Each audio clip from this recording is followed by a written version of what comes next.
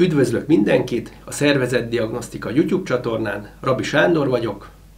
Szervezetdiagnosztikai kutatások eredményeinek a felhasználásával arra keressük a válaszokat, hogy hogyan lehet egy vállalkozást professzionálissá felépíteni. A mai alkalommal a vállalkozások életciklusaival foglalkozunk egy konkrét modell, Adizes vállalati életciklus modelljének a tükrében. Az Adizes szervezeti életciklus modellt azért szeretjük, mert tudatosságot tud vinni egy vállalkozás irányításába, fejlesztésébe. A modell a vállalkozás állapotát egy életciklus évén keresztül értelmezi. Ezen az éven 10 életszakasz különböztet meg, párhuzamba állítva az emberi élet stádiumaival. A modell azért lehet hasznos egy vállalkozás vezetőjének, mert ha tudja, hogy a saját vállalkozása milyen életszakaszban van, előre ismerve az ott szükségszerűen megmutatkozó tüneteket, problémákat, akkor jobb döntéseket tud hozni ezek megoldásával kapcsolatban. A két részes videóban a második rész végére választ kapunk többek között a következő kérdésekre. Az egyes életszakaszoknak milyen jellemzőik vannak? Ezekben milyen problémákat kell megoldani a fejlődéshez? Hogyan lehet elkerülni a zsákutcákat? Ilyenek vannak. Milyen vezetői működés célra vezető az egyes életszakaszokban, és melyek károsak? Hogyan kell az egyes fázisok között váltani a vezetési stílusban? Hogyan lehet azt elérni, hogy a vállalkozás gyorsan jusson el a felnőtt korba, és akár örökre a felnőtt korban maradjon? Fogjunk bele, pici párhuzam következik. Az élőlények esetében egy genetikai program fut le, például egy fa növekedése során arányosan növekszik a törzse, lesznek ágai, új hajtásai hoz termést, minden egyes fejlődési fázisnak megvan a maga kihívása a növény számára. Az élő szervezet megszületik, növekedik, megöregszik és meghal, az életciklus során folyamatosan változnak ezek az organikus rendszerek, és előre láthatóak a fejlődési fázisaik. A vállalkozásoknak is vannak életciklusaik. A gazdasági szervezetek is átesnek az életciklusok minden egyes szakaszával együtt járó, szokványos küzdelmeken és nehézségeken. De az élővilágtól eltérően beépített genetikai program a vállalkozások esetében nincs. Jellemzően nincs belső tudás arról, ha csak a vállalkozó nem alapított és kutatott fel már több céget korábban, hogy hogyan kell építeni egy szervezetet. Önmagától a vállalkozás általában nem tudja, hogy hogyan kell fejlődnie. Az a jellemző, hogy a vállalkozások elakadnak a fejlődésben, egy-egy ponton megrekednek, mielőtt elérnék a felnőtt kort. Több életciklus modell létezik egyébként. Adizes vállalati életciklus modellje belső nézőpontú, elsősorban a szervezet belső működésére fókuszál. A vállalatnak és a környezetének a kapcsolatát kevéssé vizsgálja. Egyes kutatók hasonlítják röppályához is azt az ívet, amit a szervezet képes befutni. A függőleges tengelyen a szervezet életereje van, annak a képessége, hogy figyelembe véve a környezet változásait, a kitűzött célokat megbízhatóan, nagy hatékonysággal képes elérni. A növekedési szakasz leginkább kívánatos pontja a felnőttkor, itt nyújtja a szervezet a legjobb teljesítményt. Jelen van még a kezdeményezőkészség, a kreativitás, a lendület, de már működnek az adminisztratív rendszerek, intézményesített a vezetési kultúra. Röviden sorra vesszük az egyes életszakaszokat. Az első életszakasz a megszületés előtti fázis.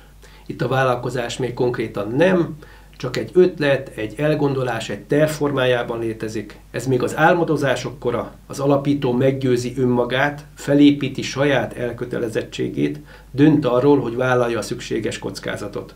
Ennek a szakasznak ez az elköteleződés a kihívása, ez a megoldandó szokványos feladata. Akkor a lelkesedés, akarás, elkötelezettség kell, amely arányban áll a várható nehézségekkel. Ha felépül a szükséges mértékű elkötelezettség, ha megtörténik a döntés erről, akkor a vállalkozás megszületik. Az első életszakasz kockázata és zsákutcája, ha ezek a tervek megmaradnak a képzelgés szintjén. Az egészséges gondolkodás alapító nagyon elkötelezett, ugyanakkor figyelembe veszi a valóságot is. Az álomnak és a realitásnak meg kell találnia a közös metszetét. Ha a terveit nem ülteti át az alapító a valóságba, akkor nem lesz más, mint egy beteljesületlen szerelmi viszony. Amint megszületik a vállalkozás, véget ér az álmodozásokkor, a cselekvésre, konkrét tettekre van szükség, Itt már ez az alapító elsődleges feladata, hiszen készpénzre van szükség az életben maradáshoz, a termékre, szolgáltatásra összpontosít a cég. A működés ebben az életszakaszban erősen központosított, nincsenek rendszerek, nincsenek folyamatok, nincs kidolgozott stratégia, erőltetett intenzitású munka, állandó tűzoltás, válságmenedzselés zajlik, amely próbára teszi az alapító elkötelezettségét. Alig van hierarchia, az alapító nem helyettesíthető, központi szerepben van. Ezt az életszakaszt csecsemőkornak nevezzük. A csecsemő halandóság kockázata a korszak zsákutcája, akkor következik be, akkor realizálódik, ha az alapító elkötelezettsége meggyengül, vagy ha a vállalkozás végzetes pénzügyi válságba kerül. Mert nem kaptam meg például az ebben a fázisban még gyakran szükséges pénzügyi támogatást. A csecsemőt a tej és a szeretet élteti, mondja Adizes, ha bármelyik hiányzik, az végzetes lehet. A következő szakasz a gyerünk-gyerünkkor. Itt a vállalkozást már sikerre vitték, működik az elképzelés, van pénztermelés, van növekedés. Ebben az életszakaszban van a legnagyobb lendület, nagy a túlterheltség, de a siker tovább táplálja a lendületet. A siker az alapítót fennhiázóvá is teheti. Azt gondolja, legyőzhetetlen, bármihez nyúl, az sikerülni fog. Ezért a gyerünk-gyerünk szervezetek több irányba indulnak el, több mindenbe belefognak, mindenben lehetőséget látnak. Az értékesítési volumen áll a középpontban, és nem a profit. A cég sikere konkrét személyek és nem körülhatárolt szerepek köré szerveződik. A növekvő szervezeti méret miatt az alapító felismeri, hogy már nem lát át mindent, ezért felelősséget és hatáskört kellene átruháznia.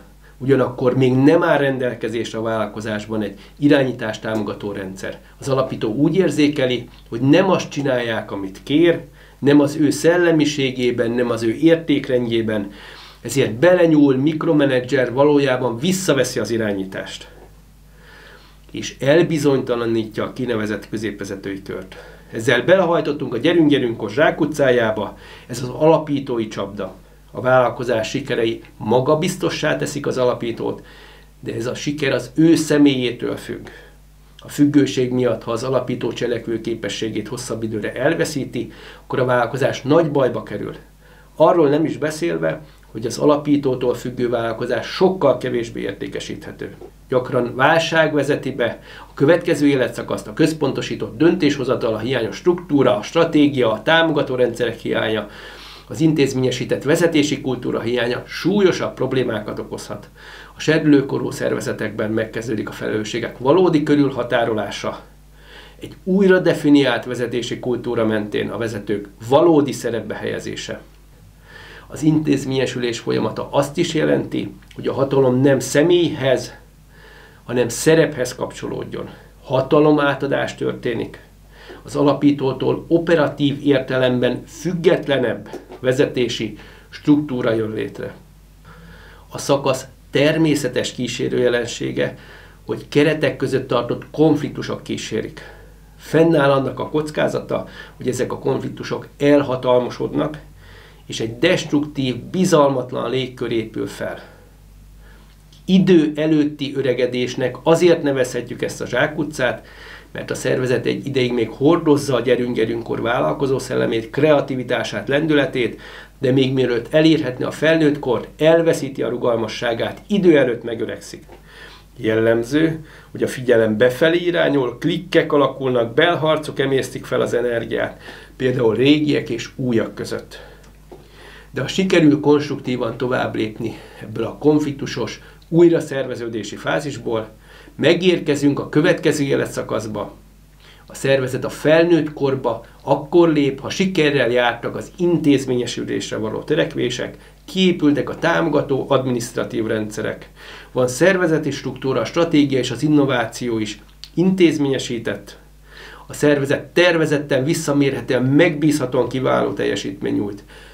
A megállapodottság életszakaszában a szervezet teljesen elérte az érettségét, teljesen érett. Ami azt is jelenti egyben, hogy innentől nincs tovább felfelé. Az ábra függőleges tengelyén a szervezet életereje helyezkedik el, amit úgy definiálnak a modellben, hogy a szervezet célkitűzéseit mind rövid, mind hosszú távon képes nagyon nagy hatékonysággal elérni. A csecsemőkorban és a gyerünk-gyerünkkorban a szervezet nyert egy nagy lendületet, a megállapodottság korszakában a szervezet ezt a lendületet inkább kiaknázza, és már kevéssé táplálja, nem gerjeszti tovább a vállalkozói szellemet. A megállapodottság ezért hozza el azt, hogy a szükségesnél jobban csökken a vállalkozás rugalmassága. A hanyatlás szakaszairól nagyon röviden. Az arisztokrácia életszakaszában a vállalkozás eltávolodik az ügyfelek nézőpontjától, eluralkodik a formalizáltság, a vállalkozási képesség helyett a hagyományok túlzott tisztelete lesz az érték. A korai bürokrácia szakaszában a cég lendülete teljesen megtörik, elhatalmasodik, a bürokrácia, az energiát súlyos belharcok kötik le. A végső fázisban, a bürokrácia korszakában a vállalat már életképtelen lenne, csak külső pótlólagos erőforrások tartják életben. Most megvizsgáljuk, hogy mit mutatnak a modell tükrében a kutatási eredményeink. A legutóbbi videó óta a kutatási adatbázis bővült, jelen felvétel pillanatában 69 magyar mikro, kis és középvállalkozás szerepel a kutatási mintában. Azonos módszertannal megvalósult 69 komplex szervezeti diagnózis az elmúlt 3,5 évben a körükben. A legkisebb vállalkozás 5 fős, a legnagyobb 247 fős volt. Összesen 2678 érintett személy szerepel a felmérésben. Közülük mindegyiket minimum egy anonim, több modulos működési kérdőívvel megkérdeztünk. De 1170 esetben személyes interjú is készült. A diagnózisok során az volt a jellemző, hogy a kisebb cégeknél mindenkivel, a nagyobbaknál mintavételszerűen, de minden kulcsemberrel, fontos emberrel készült interjú.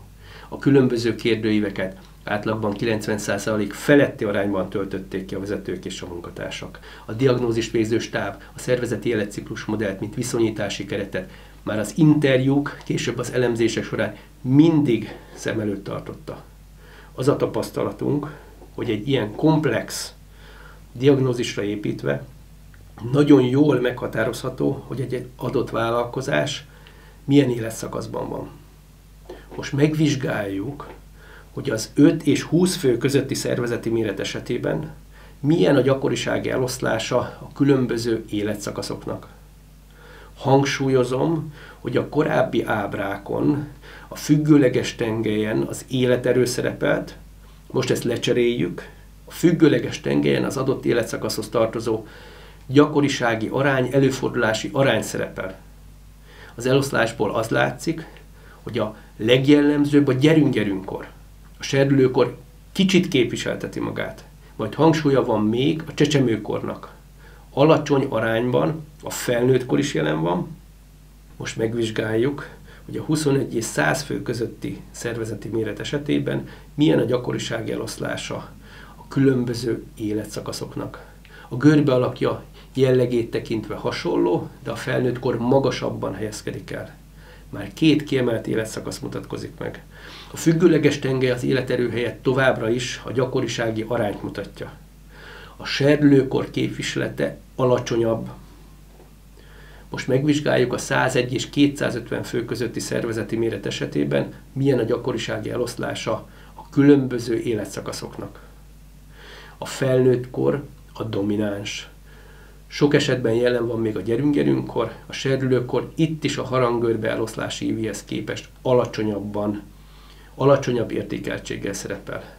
A méret növekedésével a megállapodottság és az arisztokrácia is kicsit emelkedik, ezt láthatjuk az ábrából.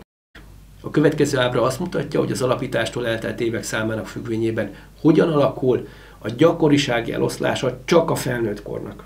A függőleges tengelyen a 2-es pontértéktől felfelé mondhatjuk azt, hogy a felnőttkor jellemzői markánsabban jelen vannak, ez alatt a szervezet csak nyomokban viseli a felnőtt működés sajátosságait.